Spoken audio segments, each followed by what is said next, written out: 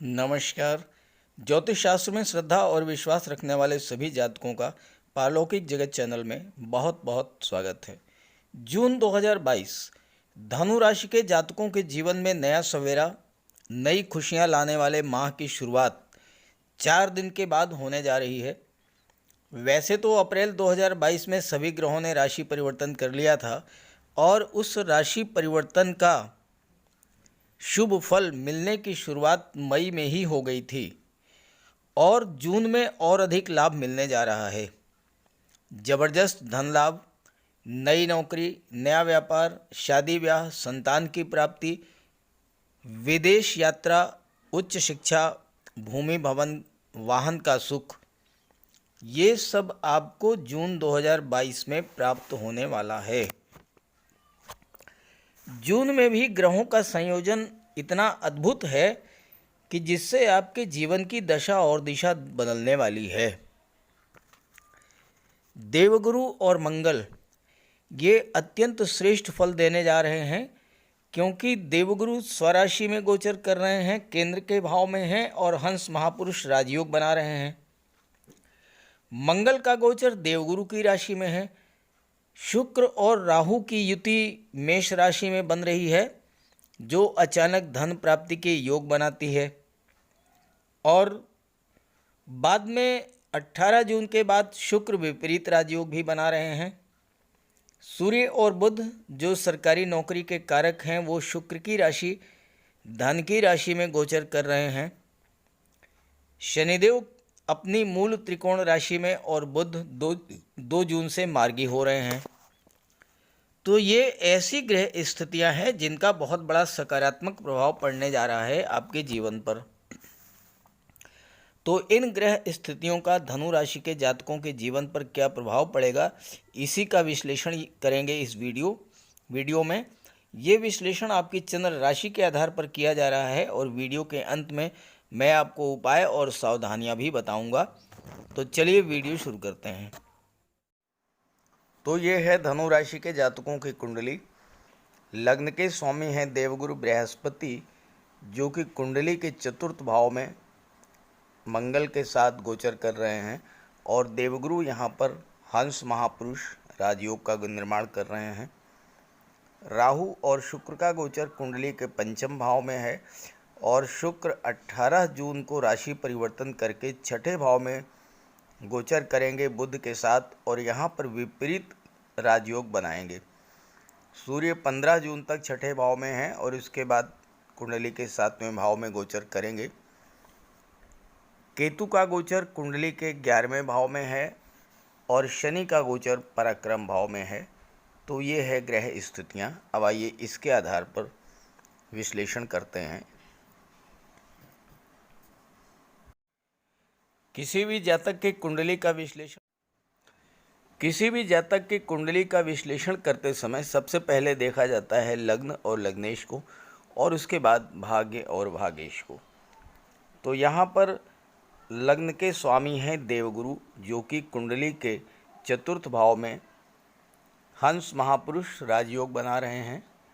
हंस राजयोग कुंडली में तब बनता है जब देवगुरु का गोचर स्वराशि में हो या उच्च की राशि में हो और देवगुरु केंद्र के भाव में गोचर करें।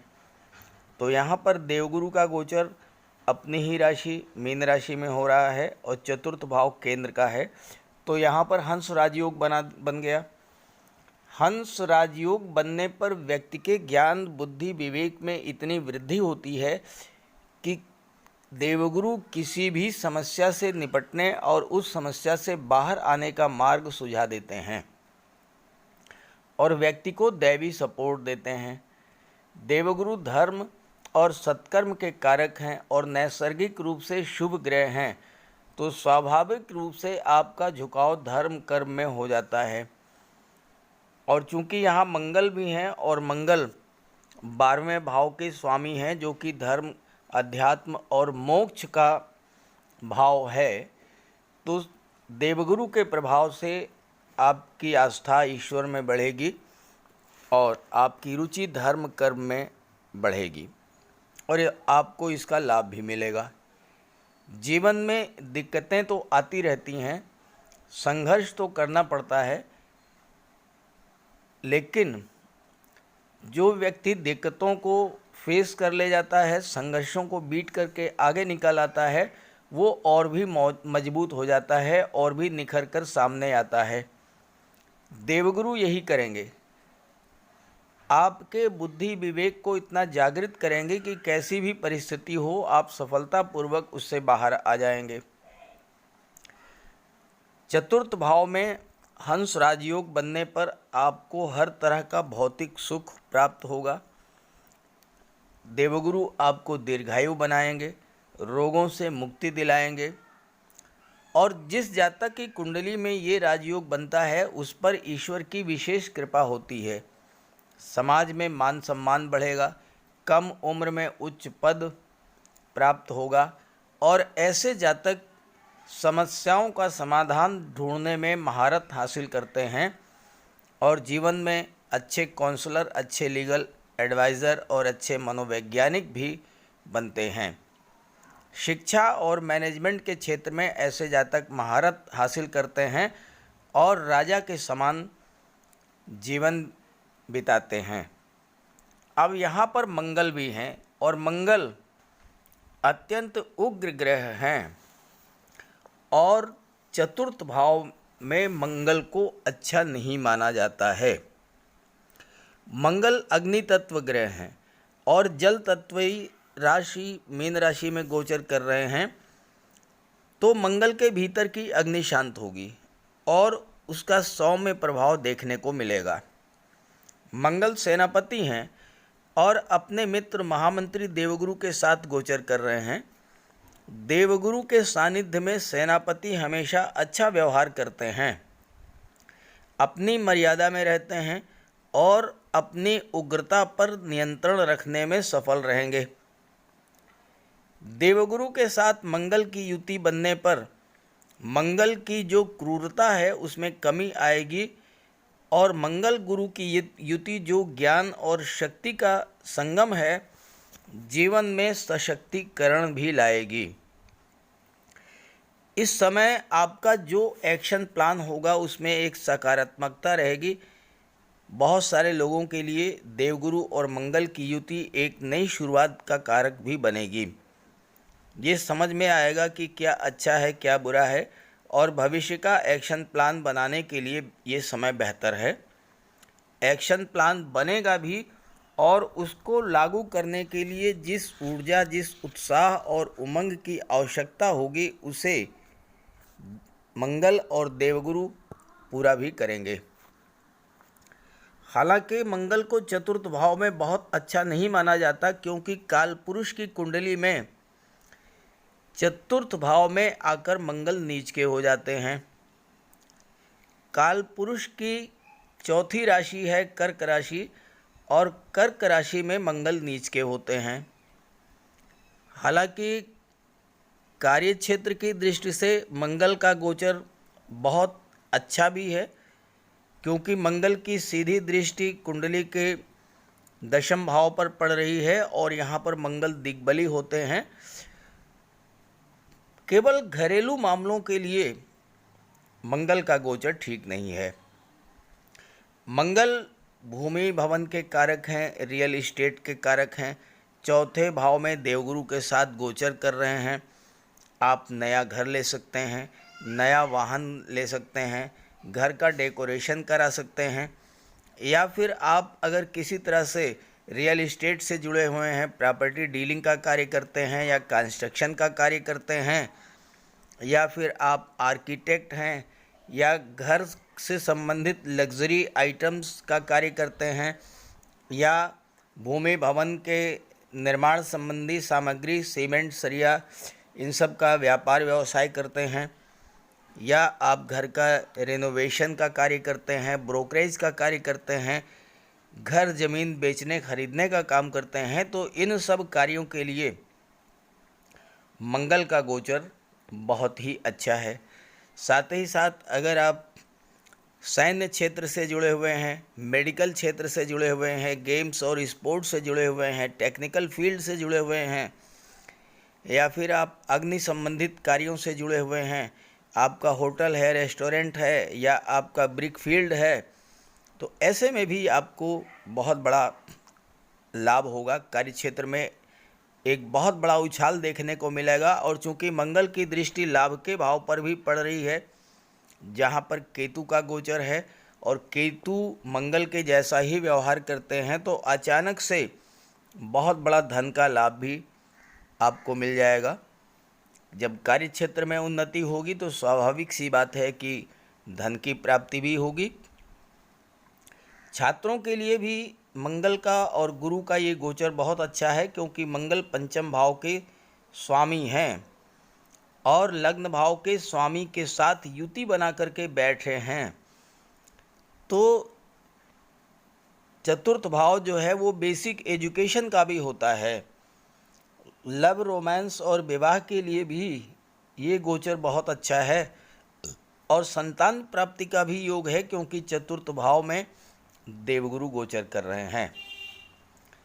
इनकम बढ़ेगी, लेकिन खर्च भी बढ़ेगा, क्योंकि मंगल 12वें भाव के स्वामी हैं। लेकिन ये जो खर्च होगा वो घरेलू सुख सुविधा के साधनों पर खर्च होगा। और चूंकि देवगुरु की दृष्टि भी 12वें भाव पर पड़ रही है, तो धार्मिक कार्यों पे भी धन का खर्च होगा, मांगलिक कार्यों पर भी खर्च होगा। शादी ब्याह हो सकता है, बच्चे का जन्म संस्कार हो सकता है, या इस तरह का कोई और आयोजन भी आपके घर में होगा। और 11वें भाव में केतु का गोचर है, तो ये आकस्मिक धन लाभ करा देंगे। हालांकि व्यापारियों के लिए थोड़ी सी मुश्किल होगी, क्योंकि दशम भाव के स्वामी बुध हैं, बुध व्यापार के कारक हैं, और सप्तम भाव के स्वामी भी बुध हैं, और बुध भी सप्तम भाव से भी व्यापार का विचार किया जाता है।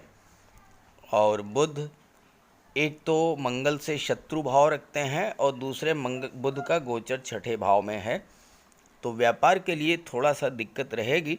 लेकिन मंगल के पराक्रम और उत्साह से आप व्यापार के क्षेत्र में भी सफलता अर्जित करेंगे। आइए बात कर लेते हैं शुक्र के बारे में, जो कि विपरीत राजयोग का बना रहे हैं। शुक्र का गोचर कुंडली के पंचम भाव में है, और पंचम भाव में शुक्र अत्यंत बलवान होंगे, क्योंकि शुक्र पर शनि की दृष्टि पड़ रही है, अपने गहरे मित्र की दृष्टि शुक्र पर पड़ रही है, और साथ में राहु का भी गोचर है। तो 18 जून तक शुक्र अत्यंत बलवान स्थिति में होंगे कुंडली के पंचम भाव में। पंचम भाव संतान का होता है, शिक्षा का होता है, लव रोमांस का होता है, क्रिएटिविटी का होता है, और शुक्र नैसर्गिक रूप से शुभ ग्रह हैं। अगर इस गोचर काल में आपको संतान की प्राप्ति होती है, तो सुंदर आकर्षक संतान की प्राप्ति होगी, जो विलक्षण प्रतिभा की धनी होगी, और संतान के जन्म के साथ ही आपकी भाग्योन्नति हो जाएगी। आपको अपने बच्चों से सुख और स्नेह प्राप्त होगा, साथ ही आपके बच्चे भी जीवन में सुख सुविधाओं को प्राप्त करेंगे। शुक्र के प्रभाव से आपके स्वभाव में कोमलता, दया और स्नेह की वृद्धि होगी। हालांकि स्वभाव आपका थोड़ा रोमांटिक होगा, और लव रोमांस के लिए शुक्र जाने जाते हैं, तो शुक्र के प्रभाव से लव रिलेशंस आपके प्रगाढ़ होंगे। शुक्र आपकी कल्पना शक्ति और क्रिएटिविटी को बूस्टअप करेंगे। शुक्र कला और सौंदर्य के कारक हैं, और आपकी रुचि कला के क्षेत्रों से संगीत, नृत्य, लेखन, अभिनय, ड्राइंग, पेंटिंग, सोशल मीडिया, पत्रकारिता, इन सब क्षेत्रों में होगी, और भविष्य में आप इन्हीं क्षेत्रों में उन्नति करेंगे, और यही आजीविका का साधन भी होगा। इन्हीं कार्यों से आपको धन की प्राप्ति भी होगी। शुक्र की दृष्टि पड़ेगी कुंडली के लाभ के भाव पर, और यहाँ से आपको धन, वैभव, ऐश्वर्य और सुखों की प्राप्ति होगी। शुक्र आपको महाधनी बना देंगे, और यहाँ पर केतु भी हैं, जो अचानक से आपको धन का लाभ करा देंगे। कला के क्षेत्र में आपको नाम, यश, प्रसिद्धि प्राप्त होगी, और आप सेलिब्रिटी भी हो सकते हैं। 18 जून तक शुक्र का गोचर पंचम भाव में रहेगा। 18 जून को शुक्र पंचम भाव से राशि परिवर्तन करके छठे भाव में आ जाएंगे और यहाँ पर विपरीत राजयोग बनाएंगे।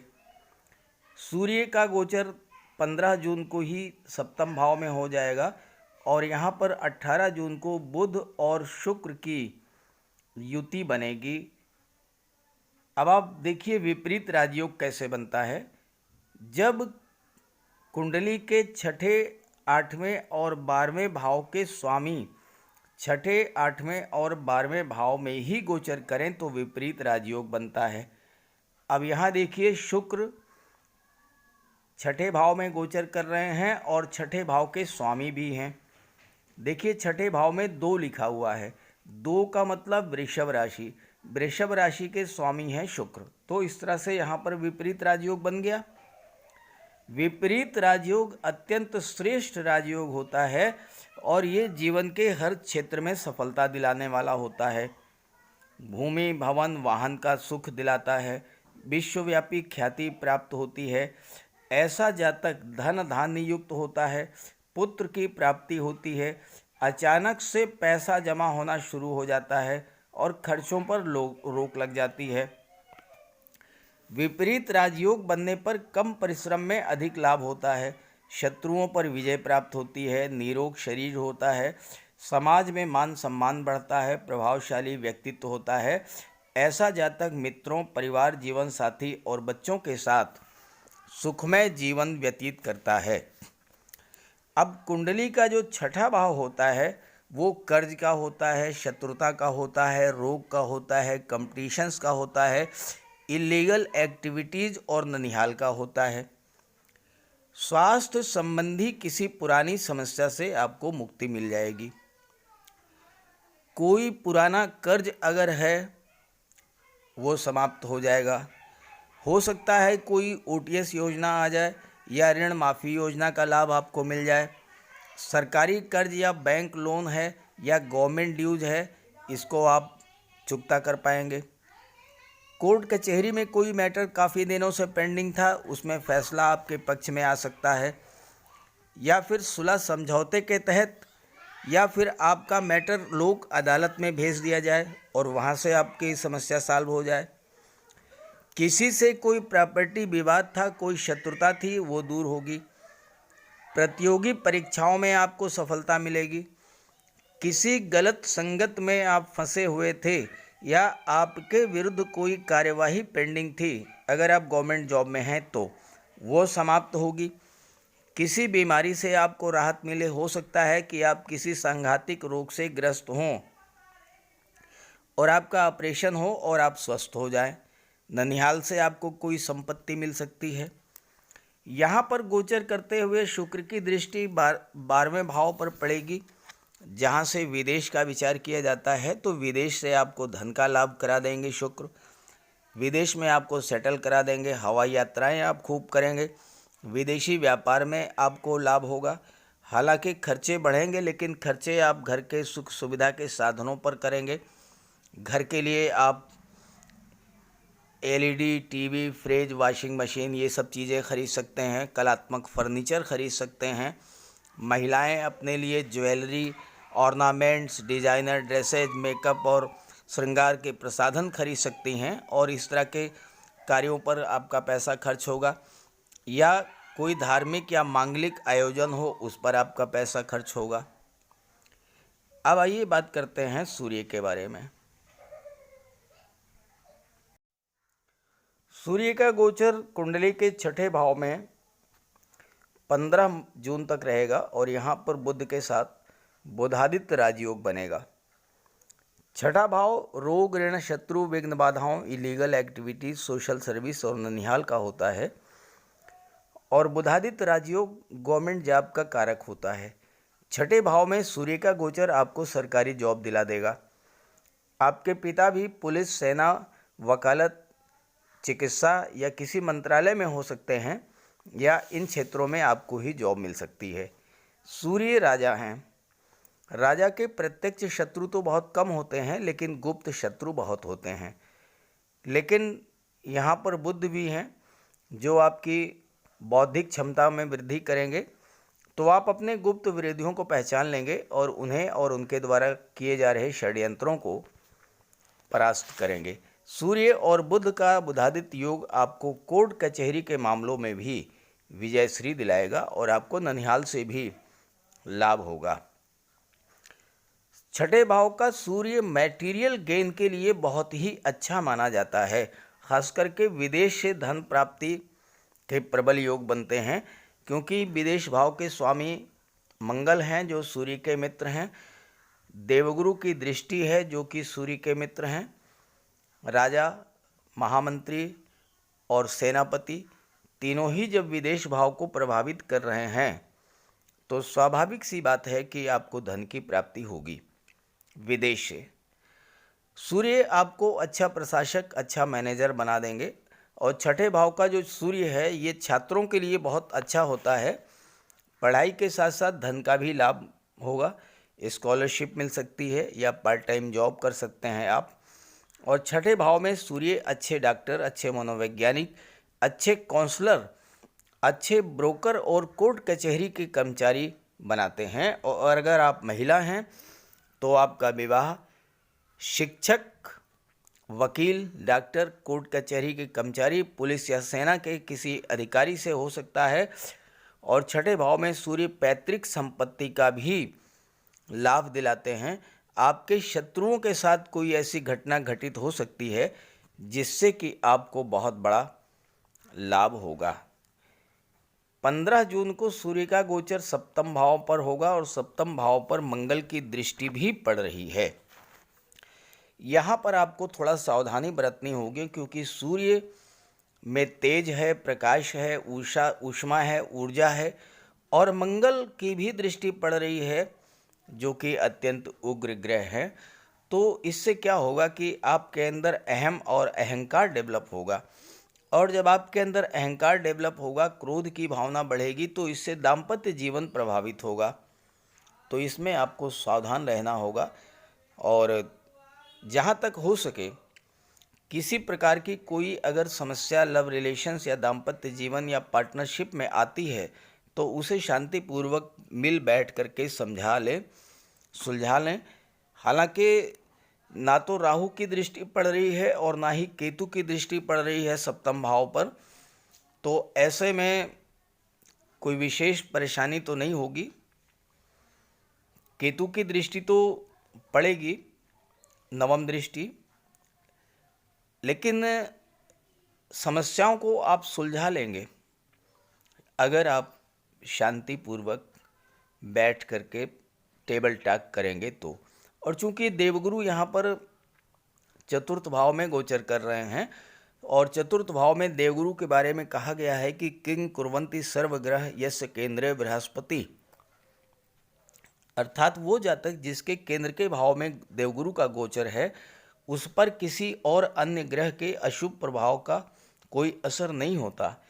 तो सूर्य और मंगल का कोई विशेष प्रभाव तो नहीं पड़ेगा सप्तम भाव पर, क्योंकि देवगुरु केंद्र के भाव में गोचर कर रहे हैं। फिर भी सूर्य और मंगल का उपाय आप जरूर कीजिएगा, इससे आपको लाभ मिलेगा। और दूसरी बात, सूर्य चूँकि भाग्य भाव के स्वामी हैं तो आपको भाग्य का सपोर्ट भी मिलेगा। सप्तम भाव व्यापार का होता है तो व्यापार के क्षेत्र में आपको लाभ होगा, उन्नति होगी। और शासन प्रशासन, राजनीति के क्षेत्र में भी आप आगे बढ़ेंगे। बात कर लेते हैं शनि के बारे में, जो कि तीसरे भाव में गोचर कर रहे हैं। और शनि को तीसरा भाव बहुत ही पसंद है। शनिदेव का गोचर आपकी कुंडली के तीसरे भाव में है, अपनी मूल त्रिकोण राशि कुंभ राशि में। कुंडली का तीसरा भाव छोटे भाई बहनों, पराक्रम, बाहुबल, कम्युनिकेशन स्किल का होता है। और थर्ड हाउस में शनि अति विशिष्ट कारक होते हैं, यानी शनि तीसरे भाव के प्रभाव को बहुत अधिक बढ़ा देते हैं। शनि क्या है? शनि है परिश्रम, शनि है लगन, शनि है संघर्ष करने की क्षमता, शनि है टाइम की पंक्चुअलिटी। शनि आपको बहुत ज़्यादा परिश्रमी बना देंगे। अपना कार्य आप जब तक पूरा नहीं कर लेते तब तक आप नहीं रुकेंगे। और शनि के प्रभाव से तीसरे भाव में अगर शनि हैं तो बड़े बड़े वैज्ञानिक, रिसर्च स्कॉलर, डीआरडीओ के वैज्ञानिक, रक्षा अनुसंधान से जुड़े वैज्ञानिक, ये सब शनि के प्रभाव से बनते हैं। शनि तीसरे भाव में शारीरिक के साथ मानसिक श्रम करने की क्षमता भी प्रदान करते हैं, जिससे जीवन में उच्च पद, मान सम्मान और प्रतिष्ठा प्राप्त होती है। शनि के प्रभाव से आप किसी भी कार्य को पूरी जिम्मेदारी से करेंगे और पूरा करके ही दम लेंगे, जिससे कि कार्यस्थल पर मान सम्मान और धन की प्राप्ति होगी। समाज में प्रतिष्ठा बढ़ेगी। आप अपने भाई बहनों की केयर करेंगे, उनकी ज़रूरतों को पूरा करेंगे और इससे आपको मानसिक संतुष्टि मिलेगी और आपके आत्मविश्वास में अभूतपूर्व वृद्धि होगी। राजनीति के क्षेत्र में आपको बहुत अधिक सफलता मिलेगी। साथ ही साथ अगर आप रियल एस्टेट, प्रॉपर्टी डीलिंग या कंस्ट्रक्शन के क्षेत्र से जुड़े हुए हैं तो वहाँ भी आपको सफलता मिलेगी। शनि की दृष्टि भाग्य भाव पर पड़ रही है और भाग्य भाव के स्वामी स्वयं सूर्यदेव हैं, तो भाग्य का भी पूरा आपको सपोर्ट मिलेगा। शनि आपकी बौद्धिक क्षमता में वृद्धि करेंगे और आप अपने विरोधियों को अपने पराक्रम और बुद्धि बल से परास्त करेंगे। शनि की दृष्टि विदेश भाव पर भी पड़ेगी, तो आपको विदेशों से भी लाभ होगा। केतु का गोचर आपके कुंडली के लाभ के भाव में है, एकादश भाव में, और यहाँ पर शनि केतु का गोचर शुक्र की राशि में है। शुक्र धन वैभव के कारक हैं, सुखों के सबसे बड़े कारक हैं, और केतु लाभ के भाव में है। अचानक से आपको धन प्राप्ति के प्रबल योग बन रहे हैं।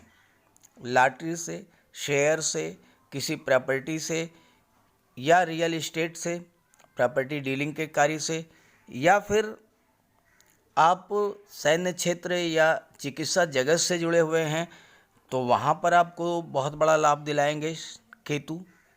चूँकि केतु का प्रभाव मंगल के जैसा ही होता है तो आप अपने बाहुबल और परिश्रम से बहुत अधिक धन अर्जित करेंगे इस गोचर काल में। कुल मिलाकर के धन की दृष्टि से, मान सम्मान की दृष्टि से, नौकरी की दृष्टि से, कारोबार की दृष्टि से, हर दृष्टि से ये गोचर बहुत अच्छा है। जून का महीना 2022 का सिर्फ आपको ध्यान रखना है कि सूर्य और मंगल का उपाय जरूर कीजिएगा, क्योंकि सूर्य और मंगल के प्रभाव से आपके दाम्पत्य जीवन या लव रिलेशंस में कड़वाहट आ सकती है। तो चलिए बात कर लेते हैं उपायों पर। अगर आपके जन्म कुंडली में कोई भी ग्रह कमज़ोर स्थिति में है या अशुभ प्रभाव में है तो आप उसका उपाय कर लें। सूर्यदेव का उपाय करने के लिए आप सूर्यदेव की आराधना करें, भगवान भुवन भास्कर को अर्घ्य दें। रविवार के दिन तांबे के लोटे में जल, अक्षत, लाल पुष्प, रोली, चंदन ये डाल करके सूर्यदेव को अर्घ्य दें। गायत्री मंत्र का पाठ करें, आदित्य हृदय स्तोत्र का पाठ करें और अपने पिता की सेवा करें, उनका आशीर्वाद प्राप्त करें। रविवार के दिन एक तांबे का छल्ला या तांबे की अंगूठी ये धारण करें। शनि, राहु और मंगल, इनका सबसे बढ़िया उपाय है, सर्वश्रेष्ठ उपाय है, बजरंग बली की उपासना करें, हनुमान चालीसा का पाठ करें, बजरंग बाण का पाठ करें। मंगलवार के दिन बजरंग बली के चरणों में बैठें, अपनी समस्या उनसे कहें। ध्यान रखें कि जो भी उपाय करें, जब भी आप उपाय करें तो उस समय आपके मन से सांसारिकता, भौतिकता ये सब बिल्कुल दूर होनी चाहिए। केवल आप हों और आपके आराध्य देव हों। मन से आपको उपासना करनी है। शनिदेव के लिए शनिवार के दिन पीपल के वृक्ष के नीचे सरसों के तेल का एक दीपक जला दें। शनिवार के दिन सरसों के तेल का दान करें और दीन दुखी लाचार असहाय दिव्यांग व्यक्तियों की आप जितनी मदद कर सकते हों उतनी मदद करें। साथ ही साथ छल कपट लालच बेईमानी झूठ अहंकार इन सब से दूर रहें। मंगल के लिए और शुक्र के लिए एक चांदी का छल्ला और एक चांदी की चेन धारण करें। शुक्र के लिए माता लक्ष्मी की आराधना करें और शुक्रवार के दिन श्वेत रंग के वस्त्र धारण करें। कन्याओं को भोजन कराएं खीर मिष्ठान का और स्वयं भी श्वेत रंग के पदार्थों का ही भोजन करें। साथ ही साथ शुक्रवार के दिन श्वेत रंग के पदार्थों का दान भी करें। श्वेत वस्त्र चावल चीनी इन चीज़ों का दान करने से माता लक्ष्मी प्रसन्न होती हैं और घर को साफ सुथरा रखें। घर से कबाड़ को बिल्कुल हटा दें। बुध के लिए भगवान श्री गणेश की उपासना करें, गाय की सेवा करें और किन्नर को दान दें। किसी शुभ कार्य के लिए अगर आप बाहर जा रहे हैं तो आप अपने घर में कोई कन्या होगी, बेटी बहन भतीजी, कुछ उपहार कुछ पैसे मिठाई खिलौने कुछ भी दे कर के जाएं। रास्ते में गाय मिले तो उसे गुड़ खिला दें, किन्नर मिले तो उसे 10-20 रुपए दे दें, आपका कार्य सिद्ध होगा। और इसके अलावा राहु और केतु, राहु के लिए मोर पंख का प्रयोग करें। घर के main door bedroom drawing room in सब जगह पर मोर पंख लगा दें। तकिए के नीचे एक मोर पंख रखें। एक सुरमे की डिबिया और एक चांदी की छोटी सी गोली हमेशा अपने पर्स में या अपनी जेब में रखें। केतु के लिए कौवे काले कुत्ते काली गाय इनकी सेवा करें, इनको भोजन दें।